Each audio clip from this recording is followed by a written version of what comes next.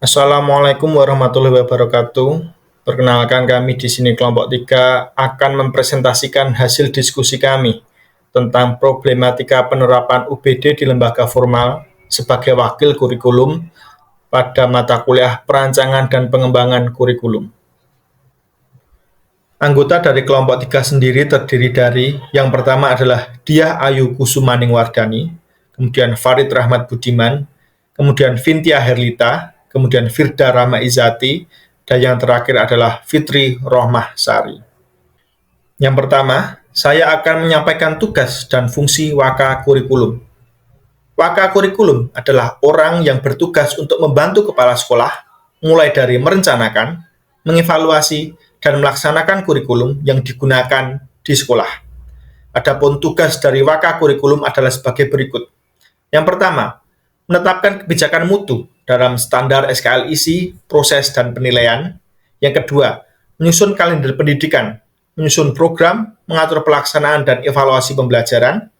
Yang ketiga, menyusun pembagian tugas guru dan jadwal pelajaran.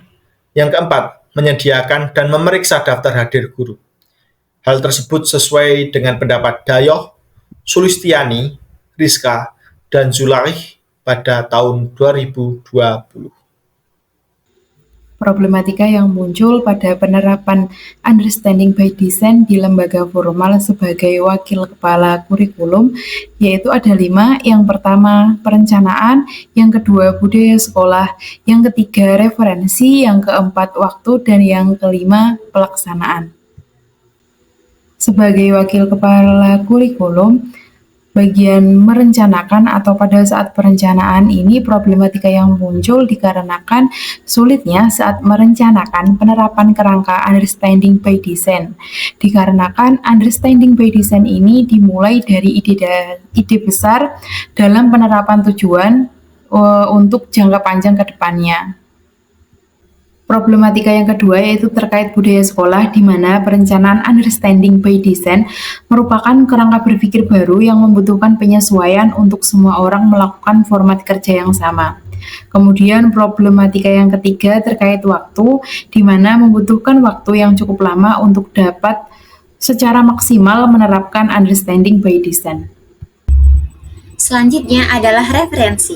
Minimnya referensi terkait penerapan kerangka UBD sehingga Waka Kurikulum membutuhkan waktu yang cukup lama untuk mengkaji dan memahami tentang pengembangan suatu kurikulum, terutama kerangka UBD ini, serta memahami kemungkinan, tantangan, dan hambatan yang muncul dalam penerapan kurikulum tersebut.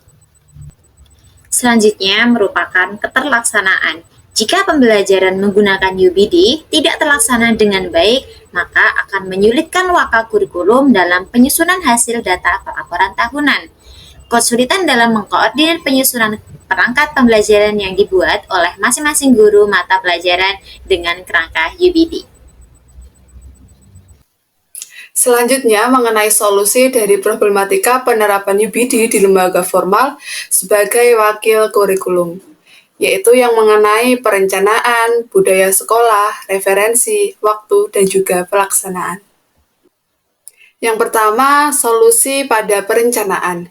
Wakil kurikulum dapat berkolaborasi dengan kepala sekolah, guru, dan wakil yang lain, dengan membentuk suatu kelompok untuk merencanakan kerangka UBD agar mencapai tujuan jangka pendek dan juga jangka panjang.